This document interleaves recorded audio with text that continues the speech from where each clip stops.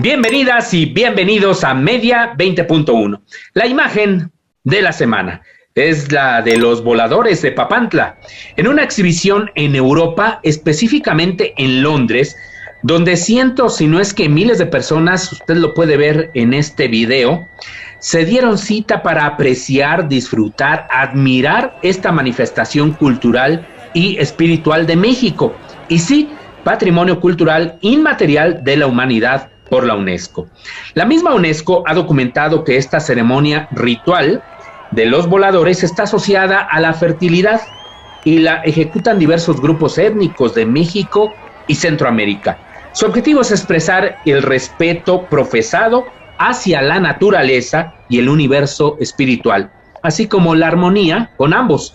Y recuperamos estas imágenes de la página en YouTube del Express Arte London. En respuesta al uso denigrante y racista hace algunas semanas, usted lo recordará, de la ceremonia de los voladores de Papantla por parte de una empresa de dinero, pues, financiera, y el actor Arad de la Torre, a través de un anuncio publicitario. De ahí que el Instituto Nacional de los Pueblos Indígenas demandara a través de un comunicado no abonar al clima de racismo, discriminación e ignorancia que tanto daño les ha ocasionado a nuestros pueblos y comunidades indígenas. Desde aquí les decimos, bien dicho. Y justo para que se respeten los derechos de las audiencias, el pluralismo, la no discriminación, el fomento de las culturas y tradiciones mexicanas, etcétera, etcétera, son útiles los observatorios de los medios de comunicación. Sobre este tema de los observatorios, la entrevista con la directora de comunicación de A Favor de lo Mejor, Gabriela Delgado. Vamos a ello. Gabriela Delgado, bienvenida a Media 20.1. Querido Gabriel, muchísimas gracias por la invitación y es un gusto siempre platicar contigo. Pues es un gusto tenerte aquí porque tu organización en la que tú estás trabajando ya desde hace ¿cuántos años, Tocaya? Ya 15 años trabajando ahí. En A Favor de lo Mejor, desarrolla diversos proyectos que tienen diferentes misiones, pero sobre todo, y así lo dicen, es que los medios de comunicación impacten positivamente a la sociedad. Y uno de estos proyectos es el Observatorio de Medios de Comunicación. Platícanos en qué consiste este observatorio. Claro que sí, la verdad es que con esta misión que, como tú puedes comprender y compartir, es muy ambiciosa, ¿no? O sea, cómo ayudar a que la sociedad interactúe o las audiencias interactúen de una manera más positiva con los medios, ¿no? Asumiendo cada uno su propia responsabilidad, los medios con la audiencia y también las audiencias con sus derechos frente a los medios de comunicación. Nosotros nos dimos a la tarea hace ya muchos años de decir, a ver, ¿cómo podemos ayudar a las audiencias a elegir, a relacionarse de mejor manera con los propios medios? Y una de las cosas que notamos es que había muchísimo desconocimiento de la oferta de programática, ¿no? O sea, de cuál es lo que de pronto se nos daba en los medios. Y a lo mejor teníamos una oferta en la que te decían telenovela tal o este programa. Pero nosotros pensamos que esto es insuficiente. En algunas ocasiones, y esto no se daba y tú lo recordarás, se nos decía la clasificación. Esto es B15, EC o tal. Pero ni siquiera esto era obligatorio para todo el mundo. O sea, había quienes te lo decían, había ocasiones, y sigue pasando, en que nos damos cuenta que hay programas para adultos en horarios de niños, ¿no? O si nos vamos a la parte, no de televisión, pero si nos vamos a la parte cinematográfica, pues de pronto te dicen, esta película es C y yo soy mayor de 18 años, y entonces quiero y puedo verla, ¿no? Pero para nosotros esto fue insuficiente porque creemos que hay otros contenidos de los cuales nos interesa saber qué consumimos, ¿no? O sea, ¿qué más tiene que te permita elegir con mayor libertad lo que quieres consumir, ¿no? O sea, si tú dices, a ver, este programa contiene tanto de violencia, de conducta sexual, de vicios y adicciones, de lenguaje, y que esto te diga, la densidad tiene mucho, poco o nada, entonces el público decide con mayor libertad, número uno, se informa y puede decidir con mayor libertad si lo quiere consumir o no, si quiere que sus hijos lo vean o no. Y tú como adulto también, o sea, yo creo que todos nos ha pasado más de una vez que veas al cine y dices, oye, no me hubieran avisado que iban a matar a todo el pueblo antes de venir, ¿no? O sea, hay cosas que todos agradeceríamos que nos avisen, ¿no? Entonces nosotros hacemos este servicio. Tenemos un ejército de más de 300 monitores supervisando toda la programación de televisión abierta, los estrenos en plataformas y OTTs. Algunas plataformas sí te dicen este programa o esta serie tiene conductas sexuales, tiene vicios, tiene lenguaje, pero no todas, ¿no? Entonces nosotros esto lo hacemos para que lo pensamos como si fuera como una etiqueta nutricional. Nadie te dice no te la tomes o no, pero si tú sabes que no te conviene los azúcares, pues no te la tomas, ¿no? Y por eso es tan importante los sistemas de información. Entonces, analizamos los estrenos de cine, algunos videojuegos y estas tendencias que nos ayudan. 300 monitores. A ver, platícanos eso, ¿en qué consiste? O sea, ¿tienen a 300 personas o son 300 monitores encendidos? ¿Cómo funciona? Porque ya nos decías, monitorean, por ejemplo, películas del cine, están analizando series de televisión y programas en general de la televisión, videojuegos, están divididos todas estas personas analizando esos contenidos. Exactamente, todo parte de un sistema de información que hicimos justo en eso, seleccionando estos 4 temas, algunas que son también variables de calidad que nos permitan cruzar y decir, a ver, este programa sí puede, ¿no? O sea, puede ser, a lo mejor tiene esta densidad, pero además puede ser recomendable, ¿no? Entonces, este sistema es fruto de un análisis de 12 sistemas de información en el mundo, de información y de clasificación. En México tú sabes que tenemos sistema de clasificación. Nosotros lo complementamos con un sistema de información y lo que hacemos es capacitar. Monitores no nos referimos solamente a la parte de algunas pantallas, sino de gente supervisando esto. En algún momento, ahorita la parte de videojuegos la tenemos un poquito más pequeña, pero teníamos gente jugando videojuegos, o sea, y nos decían, bueno, pues es que estos primeros episodios parecen tal, pero cuando desbloqueas esto se vuelve todo un panorama para adultos, entonces no es recomendable para niños menores de 8 años o para niños de 12, ¿no? Entonces, la verdad es que la observación no es solamente técnica, sino es de personas que están supervisándolo, que se capacitan en este sistema de tal manera que alguien no diga, pues a mí me parece súper violento. No, a ver, ¿qué implica, no? O sea, tomamos en cuenta la exposición, o sea, la frecuencia, la duración, los grados de exposición, y esta cruce de estos datos te da un color y te dice, a ver, aunque tú seas súper sensible a la violencia, claramente es verde, y dar una cachetada no es rojo, ¿no? O sea, porque este sistema así está aprobado, lo hicieron actuarios, pedagogos, supervisado por psicólogos.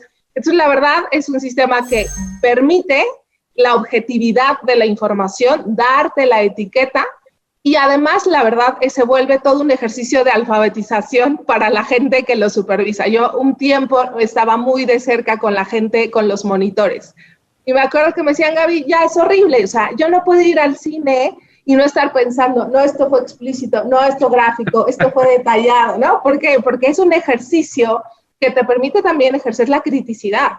O sea, no es lo mismo, y tú lo sabes muy bien en el tema de alfabetización, cuando tienes una alerta de qué vas a ver, la apreciación es distinta, el vínculo es distinto y por tanto el impacto que tiene en el receptor es distinto, ¿no? Entonces, creemos que este sistema y esta página o el observatorio abona también a la alfabetización mediática, porque te permite distinguir elementos que tú vas a observar y por tanto te vinculas de una manera distinta.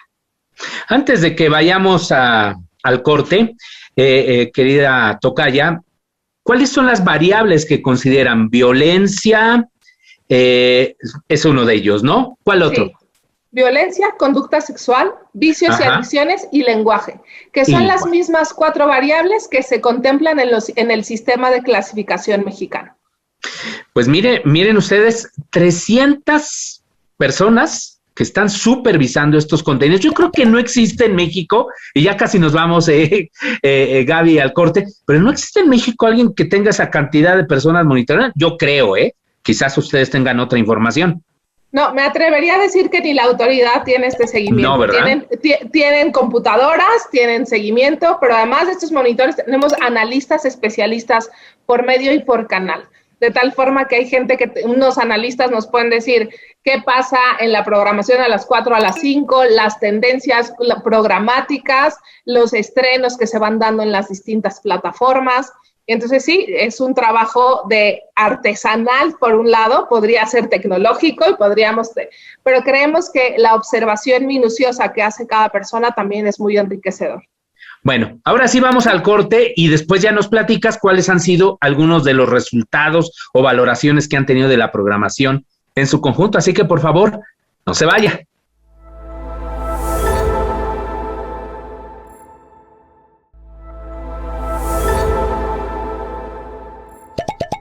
El derecho a recibir programación que incluya diferentes géneros que respondan a la expresión de la diversidad y pluralidad de las ideas y opiniones que fortalezcan la vida democrática de la sociedad, nos hace referencia directamente a el uso de los lenguajes. La genérica está dentro de ese uso de los lenguajes en los medios. ¿A qué se refiere concretamente esto? ¿A qué género se está utilizando? La genérica en lo universal implican dramatizados, informativos, musicales. ¿Cuál de ellos estamos utilizando? Y que quede claramente especificado qué tipo de programa es el que vamos a ver. Y dentro de esa genérica vienen los subgéneros. Si tenemos que establecer un vínculo con la dramaturgia, con programas musicalizados o informativos, la gente debe estar enterada de qué tipo de programa es, qué subgénero el programa es. Si yo voy a hacer un radioteatro o voy a hacer una radionovela, que quede perfectamente especificado qué es lo que sucede en cada una de esas genéricas. Y ese es parte del trabajo de una educación mediática, de estar informando a la gente cuáles son los géneros, los subgéneros, a qué deben responder y cómo deben responder en ese lenguaje. Por eso es tan importante la labor que tienen los defensores de las audiencias, de ir regulando a través de la negociación el que los medios cumplan cada vez más con estos requisitos de ubicación, de uso correcto del lenguaje. Un ejemplo muy claro de lo que acabamos de vivir con las elecciones es los promocionales de los partidos. Nos encontramos, en definitiva, y voy a usar el ejemplo de la radio, que no hay un solo promocional hecho para la radio. Se tomó el audio de los promocionales hechos para la televisión y de repente escuchabas y no entendías nada de lo que les estaba diciendo. No había propuestas, por eso no hablo de ellas, sino no te quedaba en lo absoluto claro de qué estaban hablando, porque faltaba el respaldo de la imagen. No se estaba usando el lenguaje de la radio. Es haber hecho un spot, un promocional exclusivo para la radio que no tiene imagen como respaldo. Ese sería un principio básico en el que tenemos que educarnos todos nosotros y ayudar al público a que vaya entendiendo estas realidades. Qué gusto que continúe en Media 20.1. Estamos conversando con Gabriela Delgado sobre este tema del observatorio que tiene esta organización que se llama A Favor de lo Mejor, que es un observatorio que efectivamente observa a los medios de comunicación, las películas, y establece criterios para un consumo responsable, es decir, dan elementos de información a las audiencias para que tomen una decisión responsable. Ese es más o menos el objetivo, ¿no, querida tocaya? Completamente. Información que ayude a la mejor selección de lo que vamos a consumir. Eso es muy importante. Tú decías que funciona como los semáforos que se establecieron para pues la alimentación, ¿no? Los productos pues industrializados que si tienen pues muchas calorías y azúcares y sales, están en súper rojo, ¿no? Y por lo tanto pues hay que tener cierta prevención. Los que están en verde pues se pueden consumir sin mayor problema. Algo así se establece entonces para colorear la programación. Sí, más que para decir, ojo con esto, lo que establece este semáforo, quisimos que fuera muy visual. Al inicio y cuando surgió este observatorio eran en colores azules, pero pensamos que no se entendía tanto, ¿no? Entonces, con un semáforo que ayudara a hacer más visual verde, amarillo, rojo, nos habla la densidad de contenidos. Verde tiene poco, casi nada, amarillo un poco más y rojo ya tiene mayor presencia de esto. De tal manera que nosotros nunca lo verás, damos un juicio de esto no lo puedes ver, ¿no? Porque creemos que justo en este ejercicio de alfabetización, de conciencia crítica, cada uno sabe. Yo te diría, por ejemplo, lenguaje.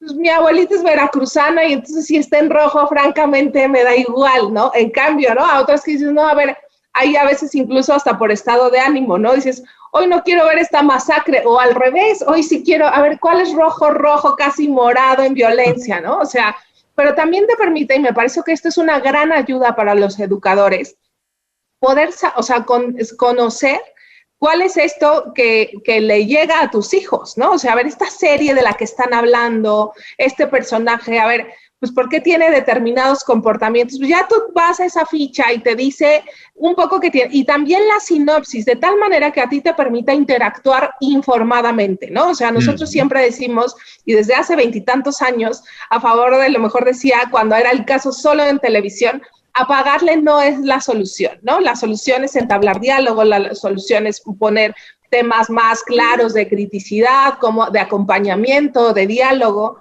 y para nosotros esto es súper importante. Entonces, estas variables nos marcan la densidad, vienen algunas, incluso podrás ver rojo, pero alguna recomendación, porque la reflexión vale muchísimo la pena, porque es un suceso histórico, porque tiene un guión increíble, ¿no? Entonces, estos elementos nos permiten interactuar y conocer mejor estos elementos de comunicación que se nos presentan. Gabriela Delgado, ¿desde hace cuánto tiempo funciona este observatorio? ¿Y cuál ha sido la respuesta en general de las audiencias? ¿Tienen una métrica? ¿Reciben muchas consultas, comentarios? ¿Cómo ha sido la relación? Mira, tiene más de 15 años, yo creo, ¿no? Yo creo que unos 16 años que surgió primero fue una revistita, primero se hizo una revista, después se hizo ya un portal, y ahora yo te diría que está teniendo un mayor índice de consulta de OTTs y a través de las redes sociales, ¿no? O sea, si bien es cierto que pueden consultar la página observamedios.com, también a través de las redes sociales de A Favor de lo Mejor, ahí presentamos de manera constante las fichas de los programas. Solo en el año de marzo a marzo de pandemia, sacamos más de 600 fichas, ¿no? Imagínate el consumo de OTTs, de todas las series, de los nuevos programas de televisión, pues eso tenía un punto de salida muy importante, ¿no? Entonces, la interacción con las audiencias ha sido bien recibida. La gente de pronto dice, nos da mucha risa porque de pronto dicen, quiero saber si mi hijo puede ver tal programa.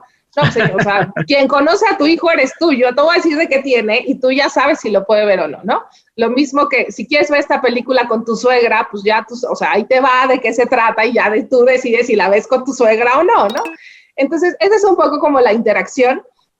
Nos ha permitido también conocer algunos fenómenos más globales, ¿no? O sea, te podría decir, en estas temporalidades, podríamos decir, pues, la escasez de la programación infantil en ciertos canales, la apuesta de algunos medios a reciclar programas o telenovelas, ¿no? Es decir, a ver, pues esto ya lo habíamos hecho una ficha hace 12 años, pero ahora, ¿no? Se hizo un remake, ¿no? Pero sigue siendo la misma tendencia, ¿no? O de pronto cuando fue el boom de las narcoseries, también lo vimos, ¿no? O sea, también hemos encontrado, por ejemplo, en las OTTs, sobre todo al inicio del año pasado, o sea, en el inicio de la pandemia el año pasado, un boom de series como temas mucho más soft, ¿no? Como para calmar las aguas, un poquito como para dar un poquito de tranquilidad en las temáticas.